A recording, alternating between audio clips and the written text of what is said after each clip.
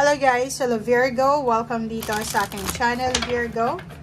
Alamin natin kung anong messages, vibration, gabay energy para sa lahat ng Virgo. Ito ay New Moon in Taurus reading or message para sa lahat ng Virgo. So since it's your sign din, na earth signs, tingnan natin kung ano yung pwedeng dala sa'yo ng New Moon in Taurus. Okay, so Virgo. First card natin dito is last quarter moon in Aquarius. Second card, same din sa Capricorn, full moon in Leo. And next is first quarter moon in Aries. So Virgo, sinasabi ng baraha sa'yo dito na kailangan mong pag-isipan ang lahat ng priorities mo sa buhay. 'Di ba? So, ngayong new moon in Taurus, simula May 7 onwards, sinasabi ng baraha sa'yo na kailangan mong unahin kung ano yung priority mo sa buhay. 'Di ba? So, ibig sabihin yan, kailangan mong unahin kung ano yung importante sa buhay mo. Okay? Kailangan mong, pag-isipan ng mabuti kung ano ba yung dapat kong uunahin, kung ano ba yung importante.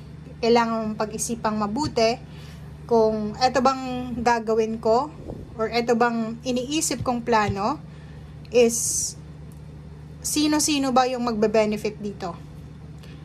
Ilang porsyento ba na ako yung magbe-benefit or yung ibang tao? Okay, so yun. Ito naman na full moon in Leo, same sa lahat ng earth signs. Sinasabi na resonated yung dalawa ha.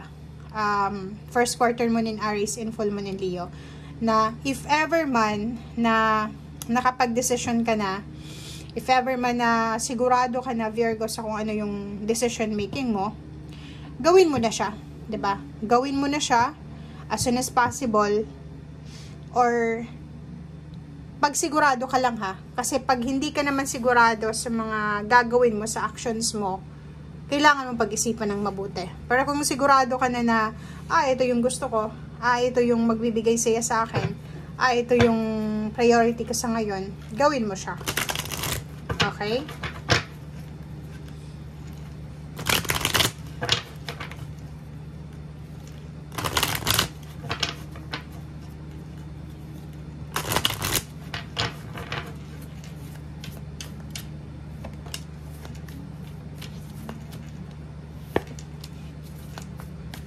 Okay, Virgo.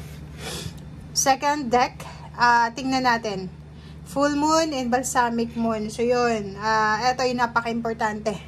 Kasi ang sinasabi ng baraha sa'yo dito, Virgo, na isurrender mo daw sa ating Panginoon, sa universe, sa the divine, kung ano etong mga bagay-bagay na gusto mong mangyari sa buhay mo. Yun na nga, wala tayong control dito sa mundo.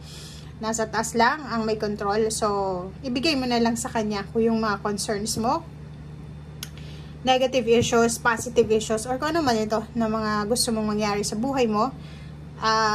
Let go, let God, let it flow.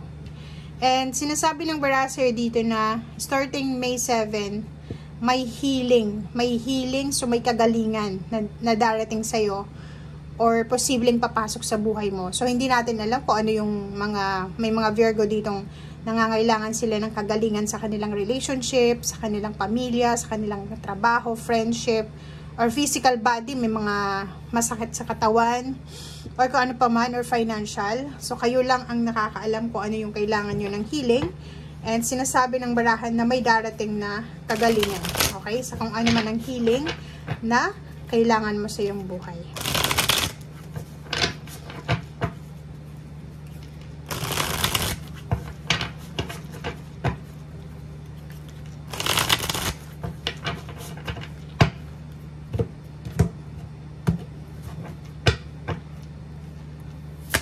Okay, first card sa third deck is Prince of Wands. Wands, nakikita natin dito, if you're single, possible na may manligaw sa'yo. Possible na may darating na relationship. Possible na may maiisip kang bagong hobbies, creative na gawain. May mga magda-diet dito. meron ditong magpapaganda, magpapagwapo. So, nakikita ko sa'yo dito yung sobrang motivation, determination, yung vision mo na moving forward, diba? So, if may relationship dito na magsisimula, sinasabi ng barahan na sobra kang excited, sobra kang passionate, and driven ka sa kung ano man yan. Wow! So, yun na nga, inheritance. Nakikita natin dito na may Virgo na sobrang excited para sa lump sum of money. Diba? Di ko alam kung saan galing ito.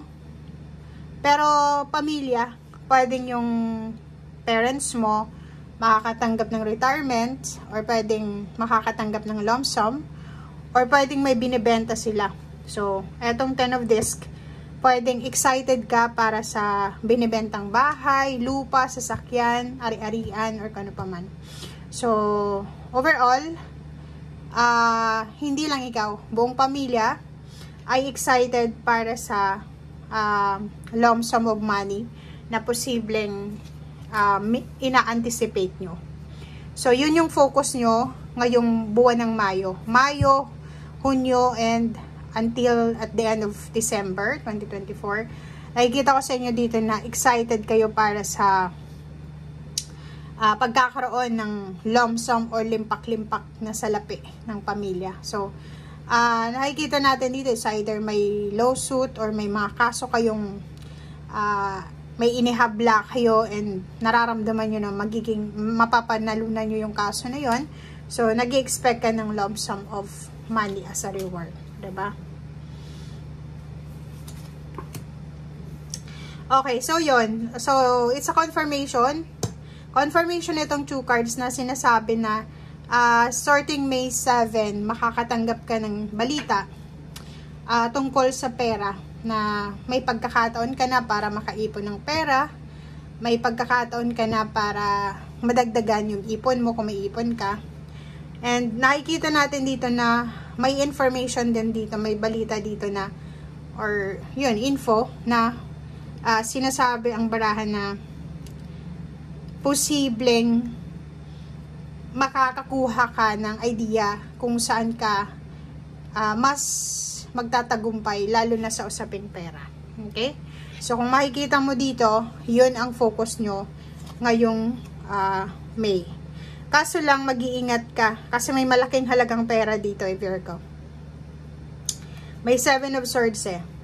So, ingat-ingat kayo kasi posibleng etong pera na ini-expect nyo, may mga tao dito na posibleng pinagnanasahan siya yung perang yun na matatanggap ng pamilya. So, ingat-ingat kayo sa 7 of Swords kasi posibleng maging biktima kayo ng scam, ng panluloko, panggagancho, or kung ano pa man. Okay? So, thank you guys and see you again. Bye!